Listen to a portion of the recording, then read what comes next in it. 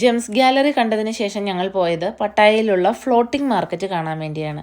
അതീവ മനോഹരമായൊരു യാത്രയായിരുന്നു അതും. പട്ടായയെ സുന്ദരമാക്കുന്ന നല്ല ഒരുപാട് കാര്യങ്ങൾ അവിടെ ഉണ്ട്. പട്ടായയിൽ എത്തുന്ന ആരും ഇത് മിസ്സാക്കരുത് എന്ന് മാത്രമേ ഞാൻ പറയുന്നുള്ളൂ. അത്രയ്ക്ക് മനോഹരമാണ്. ഇത് മൊത്തം തടിയിലാണ് ഇത് പണിതിരിക്കുന്നത്. നമ്മൾ കയറി ചെല്ലുമ്പോഴുള്ള ഫ്ലോറും എല്ലാം തടിയിലാണ്. ഇതെല്ലാം നിലനിൽക്കുന്നത് വെള്ളത്തിലാണെന്നുള്ളതാണ് ഇതിൻ്റെ ഏറ്റവും വലിയ പ്രത്യേകത. അതും കുറച്ച് സ്ഥലമൊന്നുമല്ല, ഒരു വലിയ ഏരിയ തന്നെ, ഏക്കർ കണക്കിന് ഏരിയ തന്നെ ഇവർ ഇങ്ങനെ വെള്ളത്തിന് മുകളിൽ തടികളിൽ തീർത്ത ബിൽഡിങ്ങോട് കൂടി നിലനിർത്തിയിരിക്കുകയാണ്. അപ്പം ഇത് വർഷങ്ങൾ പഴക്കമുള്ള ഒരു സ്ഥലമാണ്. പക്ഷേ തടികൾ കേടാവുന്നതിനനുസരിച്ച് അവർ മെയിൻ്റനൻസ് നടത്തി മുമ്പോട്ട് പോവുകയാണ് എന്നുള്ളതാണ് ഗൈഡ് ഞങ്ങൾക്ക് പറഞ്ഞു തന്നത്. ഈ ഗൈഡിനെ പറ്റി പറയാണ്ട് ഇന്നേ ദിവസം പൂർത്തീകരിക്കാൻ ഞങ്ങൾക്ക് സാധിക്കില്ല. കാരണം രാവിലെ മുതൽ ഞങ്ങളുടെ കൂടെ വളരെ പേഷ്യൻസോടുകൂടി നല്ല ഭംഗിയായിട്ട് എക്സ്പ്ലെയിൻ ചെയ്തു തന്ന ഓരോ കാര്യങ്ങളും ഞങ്ങൾക്ക് ചെയ്തു തന്നത് ഞങ്ങളുടെ ഇന്നത്തെ ഗൈഡ് നല്ല മിടുക്കനായിരുന്നു.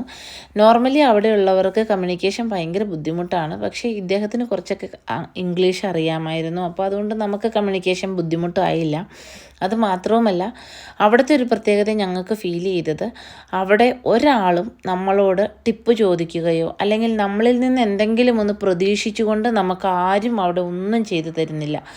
എന്നാൽ അവർ നമുക്ക് യാതൊരു കുറവുകളും വരുത്തുന്നില്ല എന്നുള്ളതും, അതുപോലെ തന്നെ വളരെ പ്ലീസിങ് ആയിട്ടും വളരെ ഹാപ്പി ആയിട്ടുമാണ് അവർ നമ്മളോടൊപ്പം ജോയിൻ ചെയ്യുന്നത് എന്നുള്ളതും അവിടുത്തെ അഭിനന്ദനം അർഹിക്കുന്ന ഒരു കാര്യം തന്നെയാണ്. ഇന്നത്തെ ലഞ്ച് നമ്മൾ ഈ ഫ്ലോട്ടിംഗ് മാർക്കറ്റിൻ്റെ അകത്തുനിന്നാണ് കഴിക്കുന്നത്. അപ്പോൾ ഒരു സൈഡിലേക്കുള്ള നമ്മുടെ യാത്ര വഞ്ചിയിലും തിരിച്ച് അവിടെ ഡെസ്റ്റിനേഷനിൽ എത്തിയിട്ട് നമ്മളെ അവരവിടെ ഇറക്കി വിടും.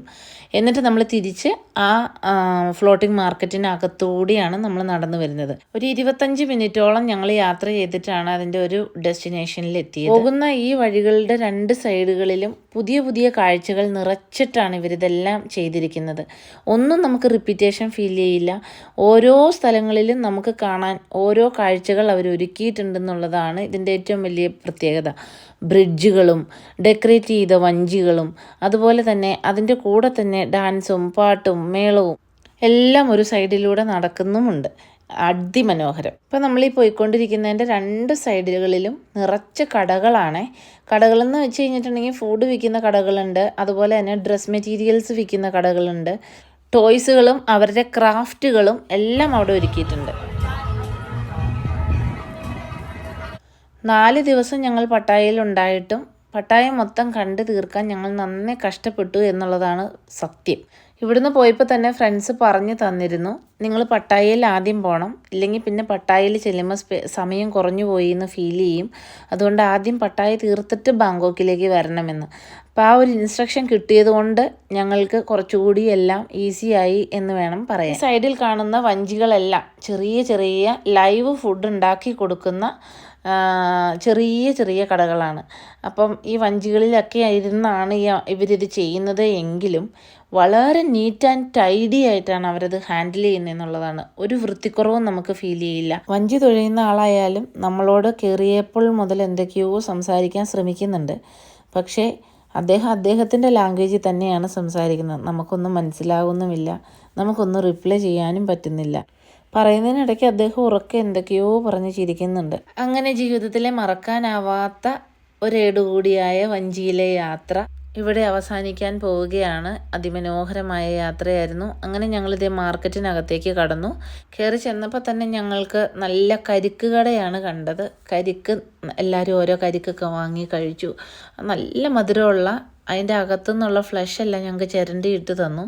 അപ്പം അതുകൊണ്ട് കഴിക്കാൻ ഒരു ബുദ്ധിമുട്ടും ഉണ്ടായില്ല. അതിൻ്റെ അകത്തുനിന്ന് ഫ്ലഷ് എല്ലാം ഒരു പ്രത്യേക സ്ക്രാപ്പർ ഉപയോഗിച്ച് അയാൾ ചിരണ്ടി ഇട്ട് തന്നു. പിന്നെ അവിടെ ഇഷ്ടം പോലെ പാറ്റ, പല്ലി, പല സൈസിലും പല രൂപത്തിലും ഭാവത്തിലും എല്ലാം വറുത്ത് കോലെ കുത്തിയൊക്കെ വെച്ചിട്ടുണ്ട്.